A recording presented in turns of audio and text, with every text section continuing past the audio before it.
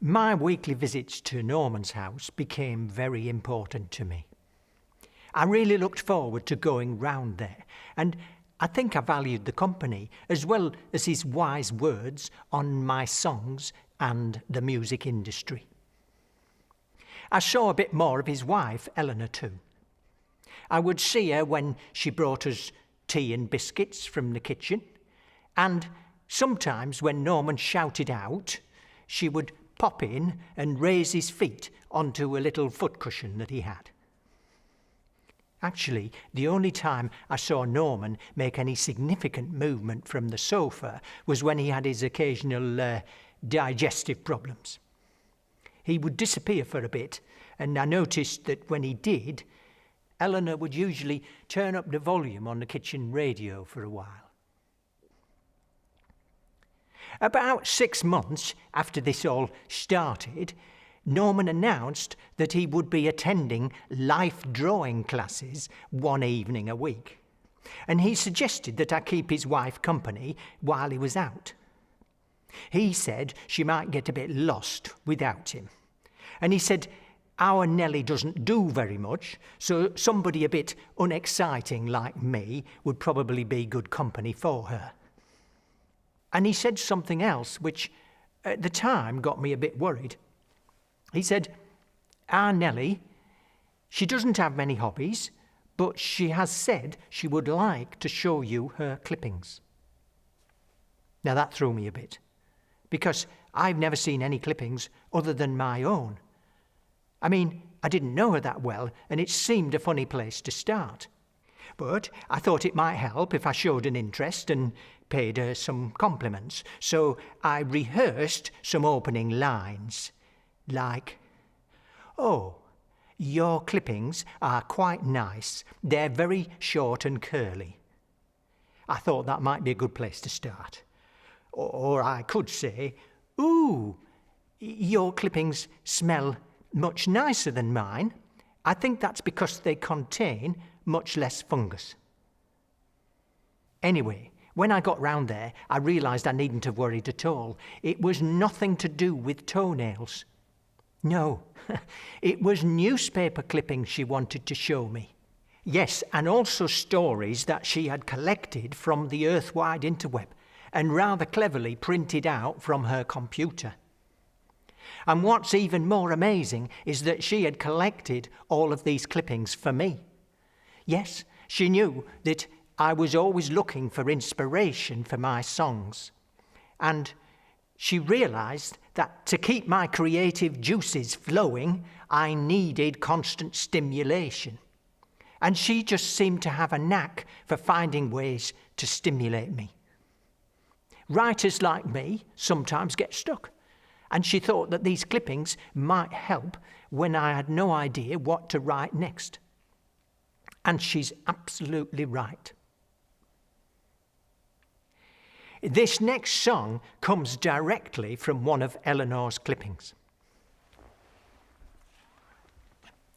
She printed it out from the BBC site web here.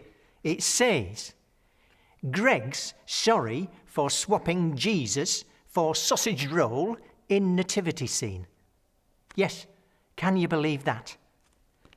Greg's the Bakers has apologised for swapping Jesus for a sausage roll in a promotional image for its advent calendar. It shows a nativity scene with 3 wise men gathered around a pastry instead of Christ.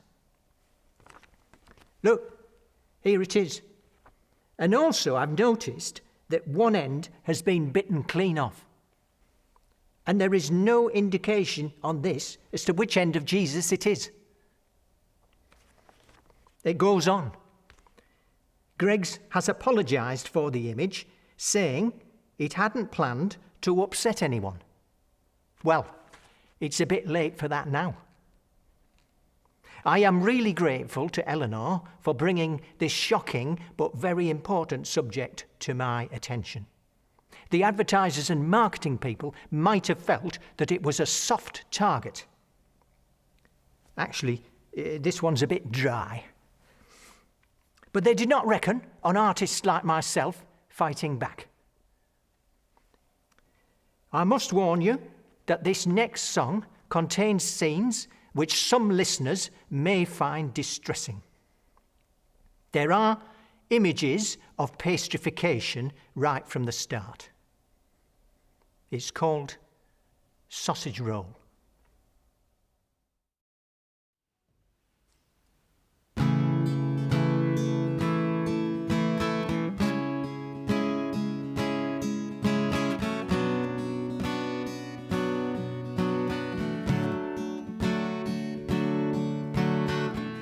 In a shop window I caught a sight that really hurt my eyes. A nativity scene had been fashioned amongst the pastries and the pies. It struck me, literally, deep down in my soul. Baby Jesus had been born again, this time as a sausage roll. For a moment I had no idea if the infant Jesus was alive or if he was dead. For it was clear one of the wise men was hungry and had bitten off part of his head. Advertisers must have known this would cause great offence. How could they be so nasty? I mean, what next? The Buddha as a Scotch egg? The Pope a Cornish pasty? Prayers and holy words, miracles before our eyes, meditation, incantation, pastries and lies. If you've got a very upset stomach and it spreads deep down to your soul, it's because Jesus has been born again, this time as a sausage roll. The effects will surely spread across religions everywhere. High priests and ayatollahs pulling spaghetti from their hair. And all those people practicing mindfulness will no longer feel at ease when they learn that the Dalai Lama is just a burger smothered in cheese. Don't judge that sausage roll, no, don't be hasty, 'cause that sausage roll might be very, very tasty, and it might teach the world to just let it be, and we all learn to live in perfect savoury. The prophet said we need to fight this. We need to take back control. So take a pork pie in the eye, my friend. Shove that toad back in your hole. And God said pull up your trousers, that'll stop you turning the other cheek. Or you leaders, you losers, will just be leftovers in a holy pan of bubble and squeak. Prayers and holy words, miracles before our eyes, meditation, incantation, pastries and lies. If you've got a very upset stomach and it spreads deep down to your soul, it's because Jesus has been born again for the last time as a sausage roll.